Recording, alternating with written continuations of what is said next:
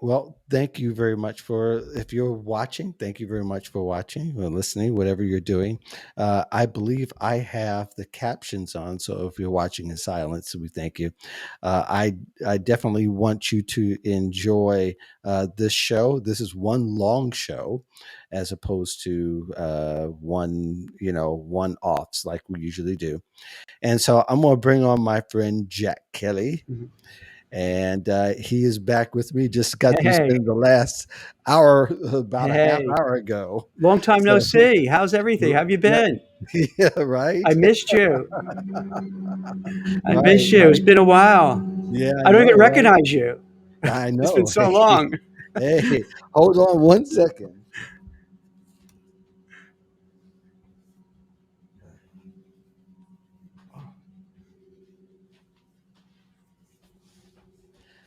I definitely, um, you know, I think everybody's bringing them whole selves to work and to whatever they're doing, whether they like it or not. I just had to replug in, and you know, it's it's very interesting how as we begin to talk more about the future of work.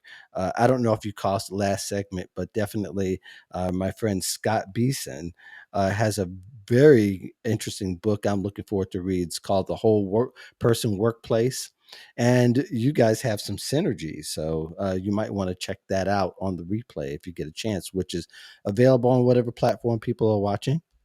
Uh, and yes, I think one of the things that we can talk about a little bit is how job search is going to look in the future, and how it's going to be different for everybody, because now people have to consider, um, not just where they're working with, but who they're working for, and maybe even, well, yeah, how is a big deal. But in your view, I know you've written a lot about and have been talking a lot about on your channels about what things are going to look like. So, um, we only have a half hour here, and you and I could talk for hours, which we do anyway. I like But how you preferences. We only have a half hour, so yes, keep it somewhat brief if you can. well, I think Yeah. one of the bridges to this discussion Yeah. is how people are going to attack their job search, and what people are going to consider. So, in your view, um, what is going to be the difference between 2 years ago and now, as far as people going forward and looking at going into a job search, whether they've been present or they haven't been present in this particular environment? See, it's interesting. Like we're saying 2 years. I'm looking this way is that if we had this conversation 3 weeks ago, my answers would be different than it is now. Like three Sure. weeks ago, and I've been very positive. I was even kind of referring to everything. Hey, post pandemic, here's where we are. I Hmm. was already kind of factoring in. Yeah, we're still going to have COVID related stuff for the probably next few years. But I figured like the hard part was over, and we deal with it just like we deal with other things. Now Hmm. with this new Delta variant, it's a wild card. We're dealt this wild card. And what I mean by a wild card is this. Now, I don't know. It could be really bad. Then we could get strain after strain. It Hmm. could just dissipate. But because of the fear of it, the unknown, it's going to make it harder for the job search, because what's going to happen, I think, is that companies, we're seeing it now, Apple, Facebook, Twitter, Google, Hmm. Microsoft are all pushing back when they were going to start. They were saying, all right, we're going to go September, which makes sense. Kids go back to Hmm. school September. Now it's October. Now it's like, hey, we're monitoring the situation. I was writing about today with JP Morgan is that they're starting to rethink, and JP Morgan, along with the Wall Street banks, have been very, strict and saying, we want people back in the office, Hmm. butts and chairs, get in here. Now you don't know. They may not have a choice. They may have to say, go back home. So it's Hmm. hard. So the search, all of a sudden, it's up in the air a little bit. It's Yeah. not as certain as it was, or at least what I thought it was 3 weeks ago. Yeah, I imagine that things won't ever be the same within a year's time. I put a couple of years because people, I think we're going to a stage where people are fed up more, and they've been fed up with the with employers kind of not knowing. Where they're going from one Yeah. moment to the next, so they're fed up and they're tired of being misdirected. I mean, really, the old school. I mean, we got to consider the source where some of this sometimes, because you mentioned one name, and it tends to. I think of all the other things that they have fumbled, uh, and underestimating their workers and how they've treated the employees. I'm not saying they were terrible. I'm just saying there are times when they say, well, it's going to be this way, and then it's like, well, I don't know. And really, when you got other companies that said it's going to be this way for the next year, like we saw Microsoft, we saw Google say, in Twitter saying this is the way it's going to be either for the next 2 years, this is the way it's going to be for the next while. And the one who's the most agile is going to win the day and win the talent, right? I think that's what's going to really boil down to. And that makes it tougher for the companies, Sure it is. because they're going to have to figure out, okay, let's say right now, New York City, for let's say the banks in New York City, Hmm. now you have Cuomo and the governor Andrew Cuomo and Mayor Bill De Blasio Hmm. basically saying, "Hey, if you will go to restaurants, you have to show proof of having your vaccines. You have to wear masks." So that alone makes people question: Do I want to go into the city? Maybe I don't want to go into the city. Do I want to go back to work if I have to Hmm. work? Because it doesn't sound very nice and fun, and it just sounds very awful. And then the companies have to make a decision. They may have to say, "Hey, we wanted people to come back to the office, but we're going to get a revolt on our hands." So Right. that maybe we have to say go back, back home, and if someone wants to come in, they can come in. So, and then it may change again. It may turn out that it fizzles out, and then they might bring everyone in. So it's going to be this weird vibe. And what troubles me, Mark, is I think it's going to hurt people in the job search, because when there's uncertainty, companies tend not to hire. They tend to Hmm. kick it down the road. They tend to hold off.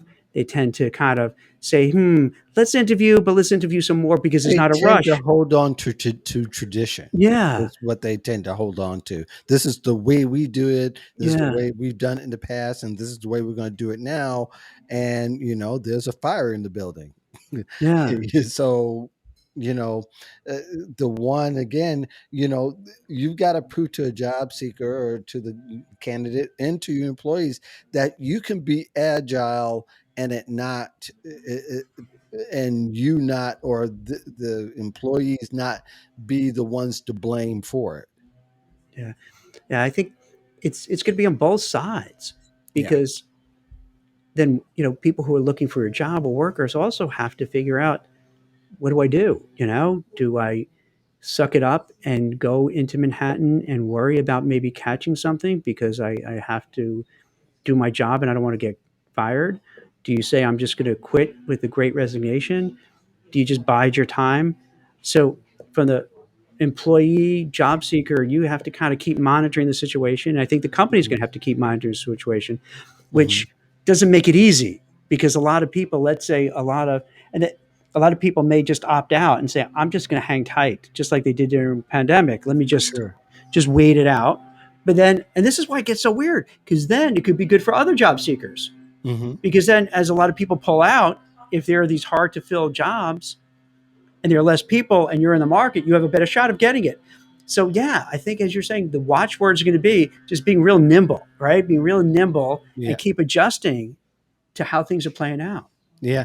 So your take of the possibility of September and October, there might be another mass exodus because the way that the companies are anticipating what may happen with the Delta variant and all these other factors that might be coming in.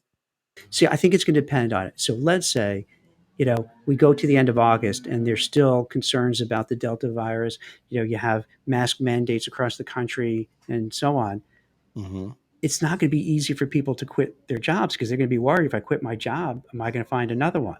Right. So you might not see that same great resignation. Hmm. Alternatively, if companies are forcing you to go back to where you are, it could be whether an investment bank or it could be a restaurant or bar. Certain people may say, you know what, I'm just gonna, I'm gonna quit because my health is more important than what I'm making as a waiter or waitress. Yeah. Are companies losing focus by mandating a hybrid workplace no matter what? I think you have to, because think about it. Let's say you and I are responsible for a hybrid, and you talk Hmm. about companies with tens of thousands of people. There's so much to do. Sure. So we all set it up for a hybrid. Now we don't know. So now we got to set it up for maybe a remote, but then we got to be prepared to come back. So I imagine we put so much time and effort into that Hmm. that we don't have enough time to look at new candidates who are interviewing. Right. So Right. that's where I see things getting bottlenecked for a Yeah. while. Yeah.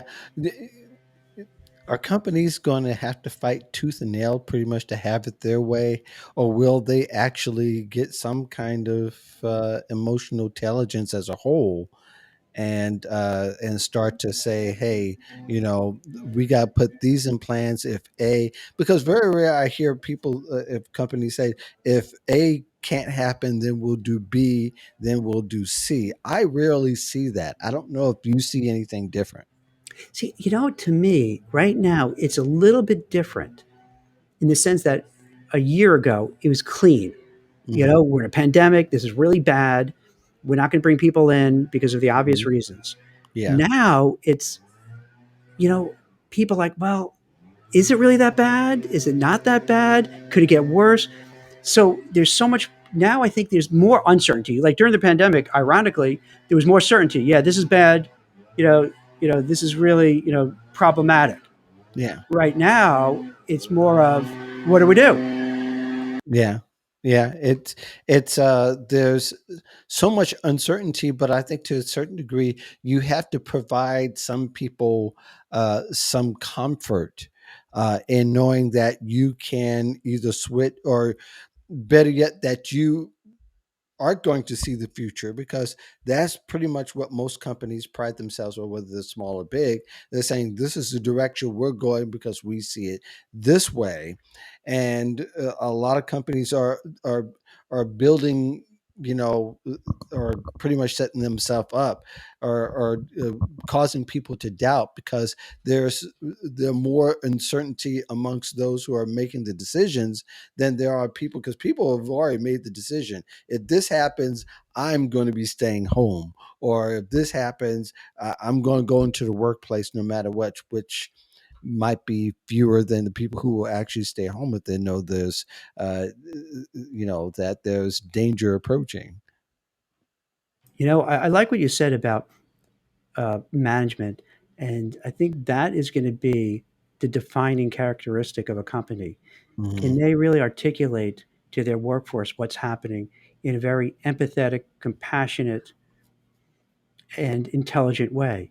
Yeah. Not demanding, not being stern, but really just talking to people like they're human beings Hmm. and sharing. And I would love it if some of these companies would just really be upfront about it and say, hey, listen, we're not sure what to do, you know? And And that means a whole lot yeah, more. That kind of candor means a whole yeah. lot more to somebody who is looking on and maybe considering working for them, than to say that we're going to forge forward with this from now on without considering all the other intangibles that could actually happen.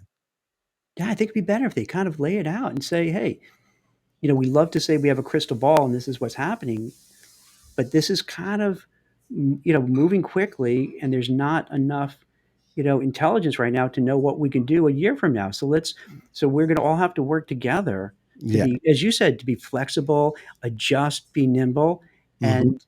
and just again to be really honest with folks and say this might not be easy for a lot of people because it may disrupt it. We may say, "Hey, be at home," but then things change. We may ask you to come back. Right. You know, Right. it depends on how it plays out. So this. it's going to be, I think it's going to be an odd time. And this is all if this Delta keeps going in other strains. If it fizzles out, then it's a little different because then maybe there's more clarity of what to do.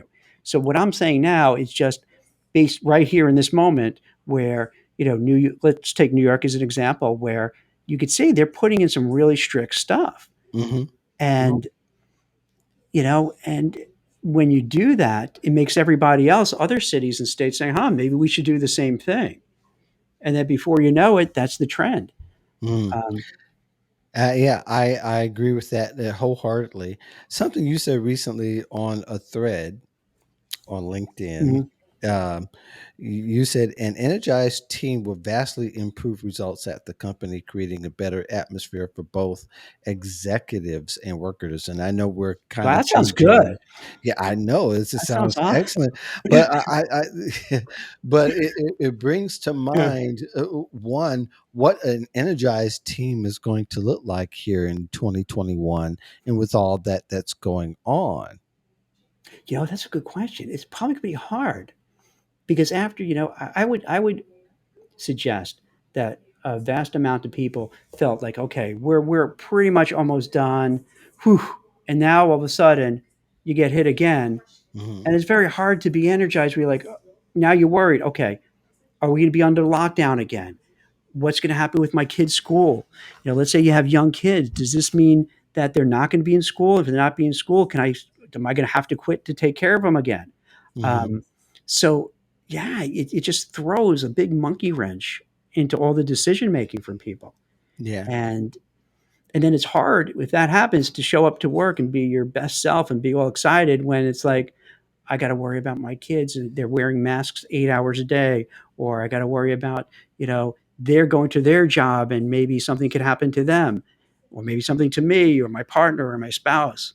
Hmm. So when you have all those things hanging over your head, it's tough, to come in like, yes, let's get working today. I can't wait to work on my Excel spreadsheet, because Yeah. it seems kind of meaningless Yeah. in the face of Well, everything else. I think people who are working from home or at least working remotely somewhat, it could possibly have a domino effect that if Mhm. so and so is affected with their children, hey, what about me Yeah. and my kids? And it could possibly affect the whole team. And I think that a team can still remain energized if they all understand each other's challenges a whole lot more than the company, because you are the company now when you're working in teams, right?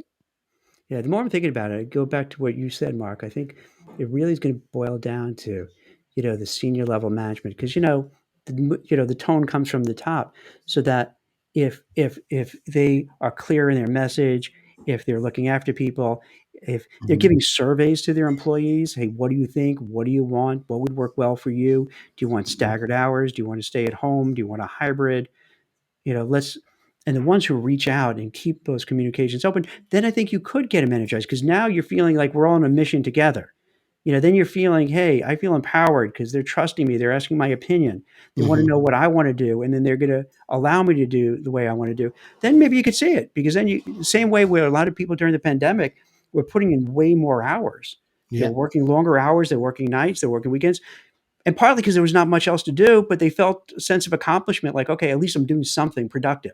So I think if the tone at the top is like saying, hey, let's work together, let's make this happen, it Mhm. could energize people and you could achieve great things.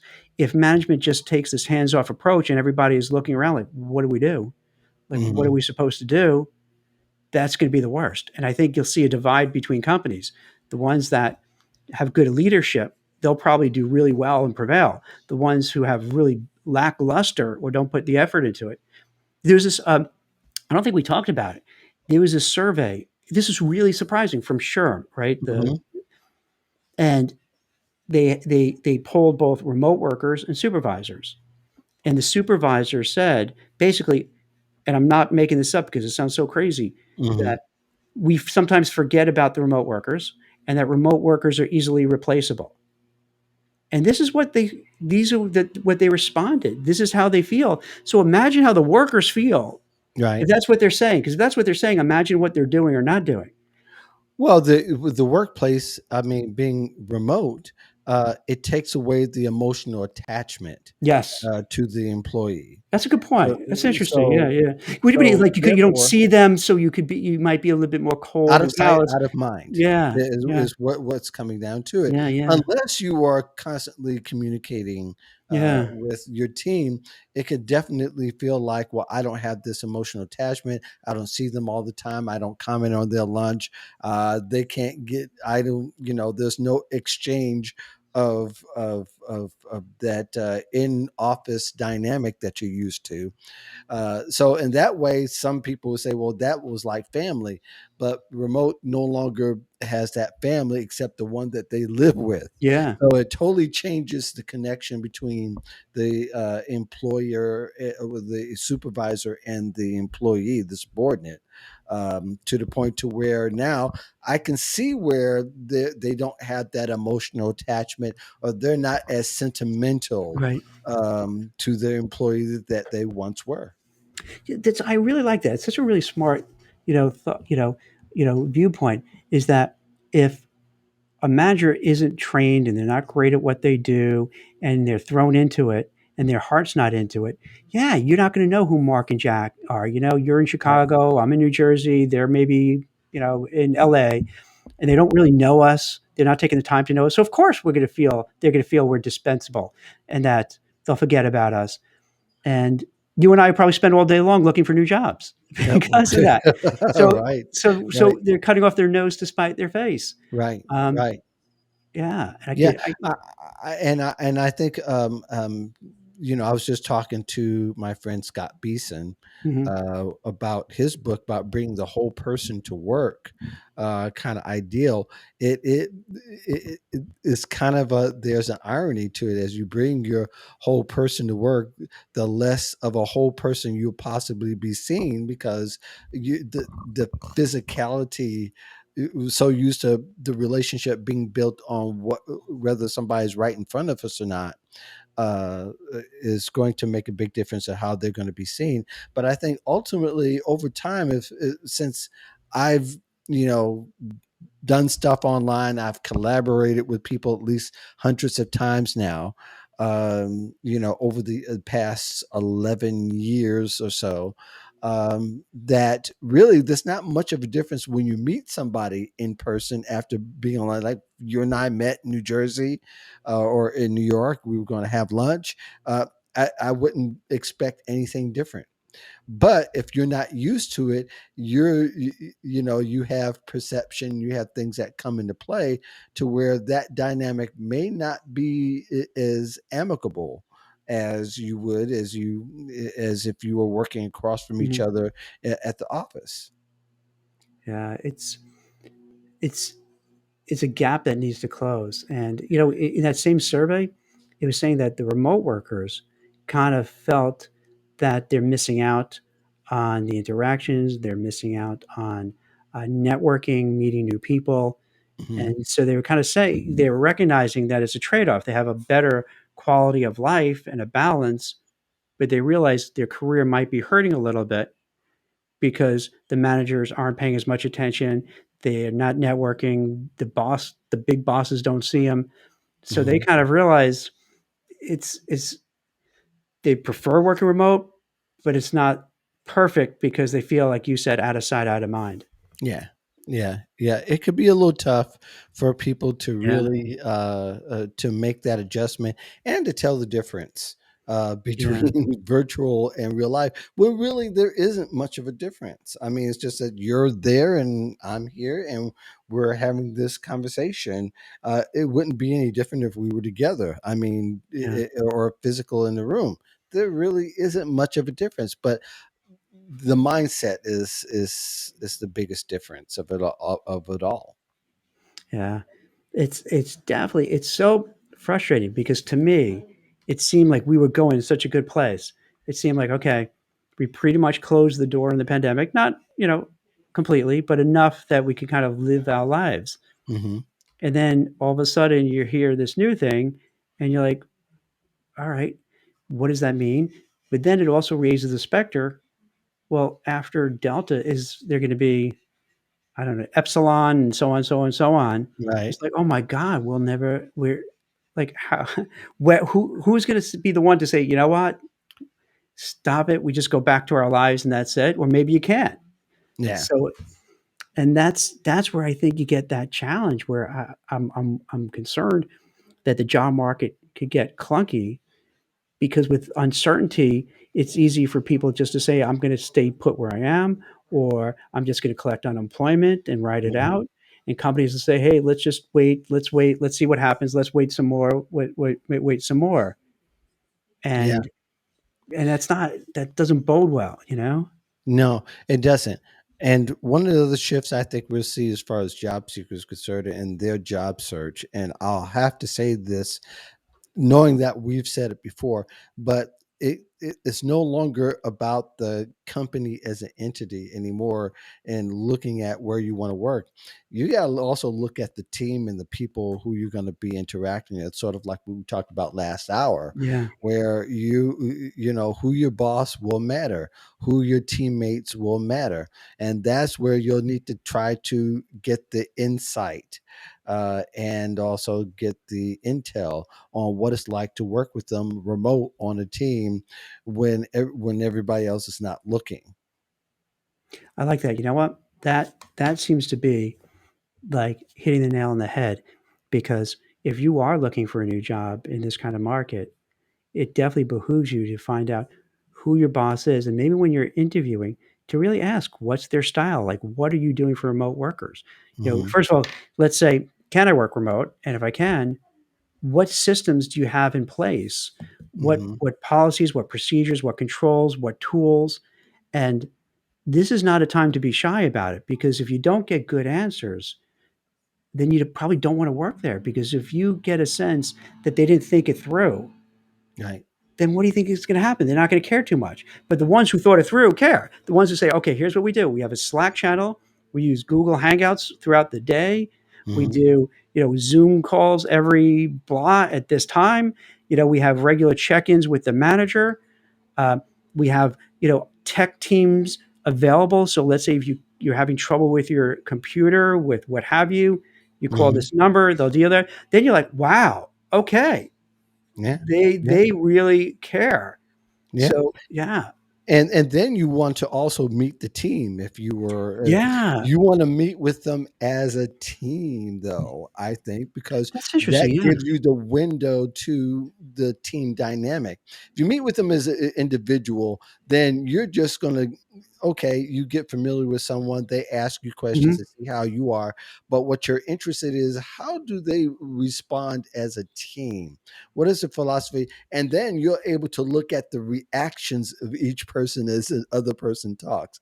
That gives you a heart because if they're not cohesive as a team, you will see heads turn in different ways, eyes roll in different ways, and also maybe times when they're correcting each other to the point to where it becomes not to correct to give the right information, but correct them to because they don't necessarily like their perspective, and that just adds to the fact that you've got to do that kind of dig deeping now, or dig deeping, deepening, because it's important to you that that team vibe feels right, because you're going to be spending quite a bit of your day with them.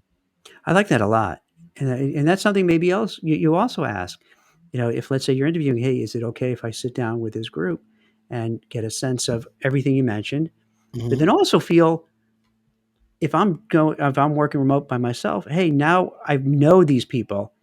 So I have my core group that I can go to and brainstorm with and not feel so alone and then just feel part of something. So Right. that's a good thing to ask. So to ask the nuts and bolts of what they're doing for somebody who's going to be remote, but then also to see, hey, who are my peers? Can I really get to know them so I can make sure I'm not on an island by myself? Right. And that Right. goes to your initial question about how you can get people together and be enthused about it because now you're like, hey, Hmm. I got my team, I got my posse, I got my group, I got my tribe, whatever you want to call it, and say, hey, this is Right. awesome. All right, I Right. feel good. I might Right. be sitting by myself, but you know what? I know I could just hit the Zoom call, and Mark's going to be on there, and that guy Scott will be on there, you know, and Kyle, and so forth. So yeah, Yeah. Yeah, and just people will have to be a whole lot more thoughtful Mhm. uh, for them to leverage the opportunities they're going to get interviewing.